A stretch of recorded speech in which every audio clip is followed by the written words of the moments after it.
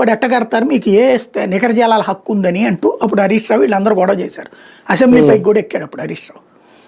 అప్పుడు రాజశేఖర రెడ్డి అసెంబ్లీలో చెప్పినటువంటి మాట ఏంటయ్యా అంటే, పోలవరానికి అనుమతులు ఆల్రెడీ తెచ్చేసామయ్యా, కాలువలు కట్టేసాం, పోలవరం కూడా కట్టేయబోతున్నాం, పోలవరం గోదావరి నీళ్లు ఎప్పుడు ఏడాదికి 500-600 టీఎంసీలు సముద్రంలోకి పోతున్నాయి, దాన్ని కట్టి ఆ నీళ్ళని కృష్ణ వైపుకి కూడా ఇస్తాము, కృష్ణా జిల్లా గుంటూరు ఇట్లాంటి వాటికి కూడా, తద్వారా ఇక్కడ కృష్ణా డెల్టాకి 13.5 లక్షల ఎకరాలకి ప్రతి ఏటా ఉండే దాదాపుగా 180 టీఎంసీల హక్కు ఉంది కదా కృష్ణా నికర జలాల్లో.